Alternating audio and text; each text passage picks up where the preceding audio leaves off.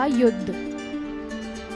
एक था सिंधु द्वीप। वहाँ एक झील थी। उसका राजा हंस पक्षी था। एक कबूतर उसका मंत्री था। मंत्री कबूतर की सलाह से राजा हंसराज का राज अच्छे से चल रहा था। एक दिन हंसराज अपने सिंहासन पर बैठा था। इतने में एक सारस पक्षी उड़कर हंसराज के पास आया। हंसराज को प्रणाम कर वो बोला, महाराज, आपके ऊपर मुसीबत आने वाली है। बात क्या है, बताओ। आपकी प्रशंसा करने में जम्बू द्वीप गया था। जम्बू द्वीप में एक मयूर राज करते हैं। एक गिद्ध उसका मंत्री है। बात बात में मुझसे मयूर राज के सेवकों से लड़ाई हो गई। कौन सी बात पर यह सब हुआ? मैंने कहा हमारे राजा सबसे बलवान और सबसे महान। वो कह रहे थे कि उसका राजा महान है। ऐसे ही लड़ाई चली। इतनी सी बात पे वो लोगों ने मुझे मारा और जख्मी किया। फिर मुझे बंदी बनाकर मयूर राजा के पास ले गए। मयूर राजा के बाजू में एक तोता बैठा था। उसने बोला, सिंधु द्वीप में तो मयूर राजा का ही राज चलता है। मुझसे ये बर्दाश्त नहीं हुआ और मैंने बोल दिया। क्या बोल दिया? ऐसे ही बात करने से थोड़ी सिंधु द्वीप का राज्य मिल जाएगा। ऐसे तो मैं भी कह दूं, हंसराज भी सिंधु द्वीप के राजा हैं। कौन ज्यादा बलवान है ये देखना है तो आ जाओ मैदान में। फिर क्या हुआ? जवाब में मयूर राज ने कहा, अगर ऐसा ही है तो तुम आ जाओ और अपने हंसराज से कहना कि मैं सेना लेकर आ रहा हूँ। ये सुनकर हंसराज ने युद्ध की तैयारी शुरू कर दी। मंत्री कबूतर की सलाह से किले के चारों ओर सैनिक एकत्र कर दिए। वही समय मयूर राज ने अपने मंत्री गीद की सलाह ली। मंत्री गीद ने कौवा को जासूस और तोता को दूत बनाकर हंसराज के राज्य में भेजा। कौवा तो हंसराज के महल में आ गया। जासूस कौवे ने अपनी चतुराई से राजा हंसराज का विश्वास जीत लिया। मंत्री कबूतर कहने लगा कि ये अनजान कौवे का भरोसा ना करें, पर हंसराज ने उसकी बात ठुकरा दी। अंत में मयूर राज की सेना हंसराज के राज्य में आ गई। हंसराज की सेना भी तैयार थी। हंसराज का जय बोलकर उसकी सेना मयूर राज की सेना पर हमला बोल दिया। भयानक युद्ध हुआ और काफी सारे सैनिक घायल हुए। मयूर राज की सेना टूट चुकी थी। मयूर राज चिंतित हो गया। मयूर राज के मंत्री ने कहा, महाराज, आप चिंता ना करें, अंत में जीत अपनी ही है। जासूस कौवे को सारी चाल समझाकर भेजा था। जासूस कौवा मौके की तलाश में था।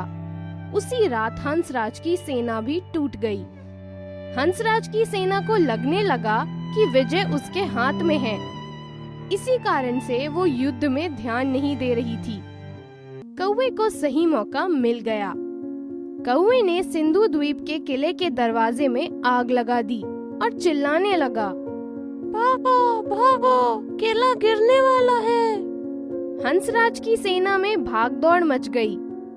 सेनापति मुर्गा के इशारे पर मयूर राज के सैनिक किले में घुस गए और हंसराज को घेर लिया।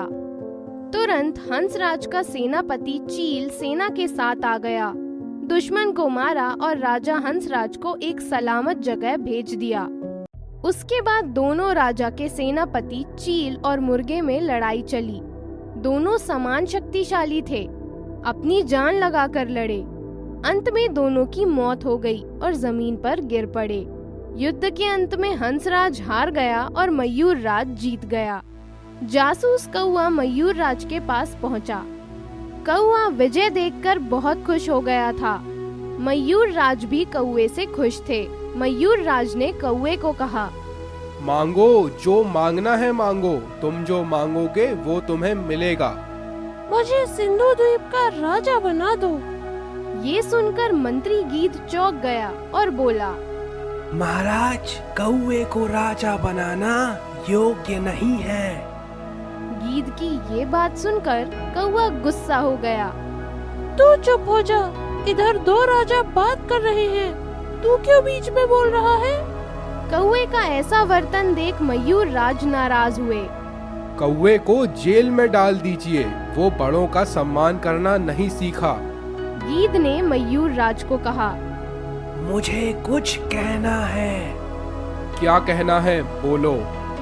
महाराज, हम युद्ध जीत गए हैं, अब हमें हंसराज से मित्रता कर लेनी चाहिए। मयूर राज को जीत का नशा चढ़ा था। मयूर राज गीद की ये सलाह मानने को तैयार नहीं थे। हारे हुओं से कैसी दोस्ती। एक कोने में हंसराज उदास बैठा था। मंत्री कबूतर हौसला देते हुए बोला, महाराज, आप चिंता ना करें, समझौता होकर रहेगा।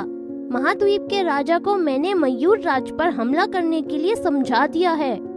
इससे हमें क्या फायदा होगा? उसी समय हम भी जम्बू द्वीप पर हमला कर देंगे, इसलिए मयूर राज को हमारे साथ समझौता करना पड़ेगा। अगर वो बुद्धिशाली होगा तो समझौता करेगा, और अगर समझौता नहीं करेगा तो युद्ध हार जाएगा और अपना जम्बू द्वीप का राज्य खो देगा। मंत्री कबूतर का ये उपाय सफल रहा और युद्ध हंसराज जीते। जम्बू द्वीप पर महाद्वीप के राजा का हमला हुआ। उसी समय सिंधु द्वीप के सेना ने भी जम्बू द्वीप पर हमला कर दिया और एक बार दोहराते हुए मंत्री गीद ने मयूर राज को हंसराज से समझौता और दोस्ती करने बोला। मयूर राज समझौता और दोस्ती के लिए मान गया। मंत्री गीद मंत्री कबूतर के पास गया। दोनों मंत्री मिले और गले लगे। मंत्री कबूतर ने समझौते की बात को सम्मानित किया और मित्र बन गए। महाद्वीप के राजा भी मयूर राज और हंसराज के समझौते से खुश हुए। ऐसे ही सिंधु द्वीप, महाद्वीप, जम्बू द्वीप तीनों राज्यों में सुख शांति हुई। सब आनंद से रहने लगे।